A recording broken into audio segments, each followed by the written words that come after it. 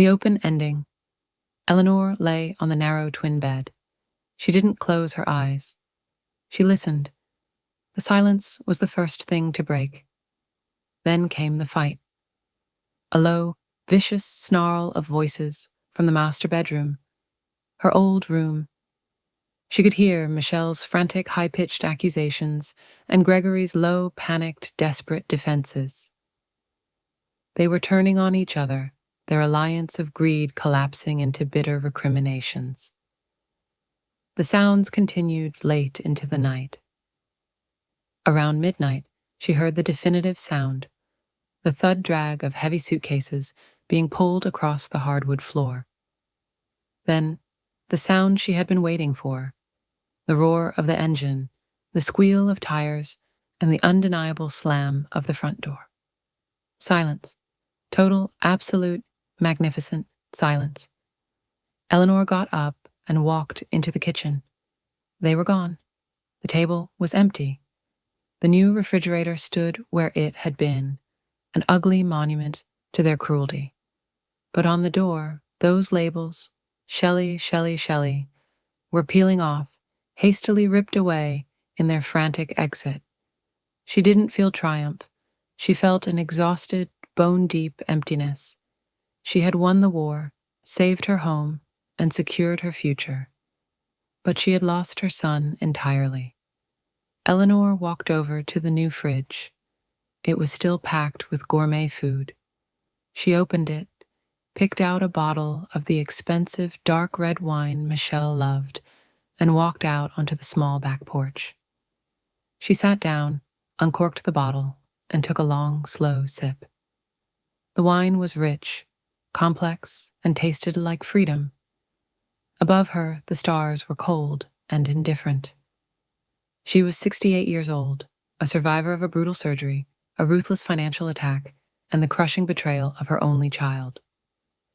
Her house was quiet, legally secure, and suddenly felt vast and empty. She raised the glass in a solitary toast. "To the new Eleanor," she murmured. "The ending is open, because Eleanor Hayes has won the battle, but her new life has only just begun. Will Gregory and Michelle attempt to use legal loopholes or emotional blackmail to return, now that they are truly destitute? Will Eleanor find a way to fill the enormous, echoing silence of her suddenly quiet house? Will the taste of freedom ever truly wash away the lingering bitterness of the betrayal?" Eleanor took another sip of the costly wine, watching the dawn break over the trees. She had the documents, the house, and the legal plan, but she was entirely alone, and as the sun rose, she knew only one thing for certain. She had survived. What she did next was entirely up to her. The confrontation. The death of a son. Gregory and Michelle were sitting at the kitchen table. Michelle was calmly buttering an expensive artisanal bagel, while Gregory scrolled through his phone, a cup of gourmet coffee steaming beside him. Their casual air of entitlement was the final match Eleanor needed. She walked in, not with the defeated shuffle of a recovering patient, but with the steady pace of a woman in court. She wore her best dress, a simple navy blue knit, and carried a thick manila envelope like a weapon. "We need to talk," she said. Her voice was steady, utterly devoid of the tremor of fear or the catch of sorrow. Gregory glanced up, annoyed. "What now, Mom?" "I'm busy. Busy spending my money, Gregory." Eleanor dropped the envelope onto the granite countertop. The thud was loud, final. Michelle gave a patronizing smile. "Eleanor, you seem agitated. You should rest. Arthur told you to take it easy." "Arthur also told me to secure my assets," Eleanor countered. Her eyes locked on Gregory. "And that's exactly what I've done."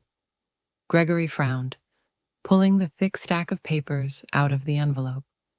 His eyes scanned the top document, the $10,000 credit card statement with Eleanor Hayes printed neatly above the balance due, $9,950. His face drained of color. He looked from the statement to his mother, a frantic animal cunning replacing his arrogance. Michelle snatched the statement, her perfectly manicured nails drumming on the page. "What is this?"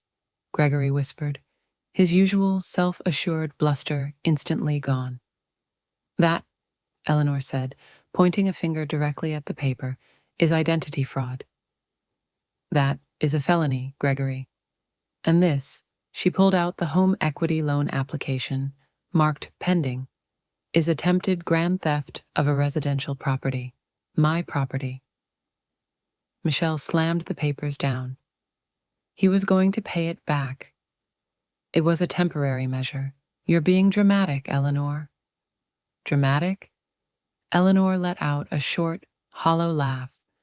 "I nearly died alone in a hospital, and you were at home counting the days until you could sell my house for $200,000. Don't you dare talk about drama." She leaned in, her voice dropping to a dangerous, icy whisper. "The game is over. As of this morning, I have locked down all my bank accounts, revoked every authorization you ever had, and filed a dispute for every fraudulent charge you made, including the $20,000 you stole over the last 6 months." She let the silence hang, watching the realization dawn on them. Their source of easy money, their ATM, their quiet benefactor, was gone. "You have no power here anymore. You cannot borrow, you cannot steal, and you cannot sell this house." Eleanor pulled out the final sheet, a formal notice to vacate, already signed and dated by Arthur. "You have 24 hours to pack your belongings and leave. Not the house's belongings, yours. If you are not gone by this time tomorrow, Arthur will file a police report for elder financial abuse, identity theft, and fraud. You will be facing jail time and a criminal record."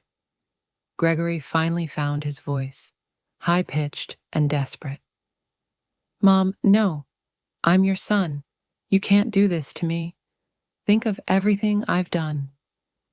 "I am thinking of everything you've done," Eleanor interrupted, cutting through his pitiful defense. "I thought I had a son. What I have is a dependent who views me as dead weight and an ATM with a pension. The son I raised died years ago. You are just Gregory." She stood up, picked up her half-empty bag of hospital belongings, and walked past them. She stopped at the edge of the kitchen, taking one last look at the gleaming new refrigerator. "Take your beautiful, overflowing fridge with you," she said, her voice dripping with contempt. "I wouldn't want to accidentally mix my meager groceries with your imported rubbish. We have standards, after all." She walked down the hallway, toward the small back room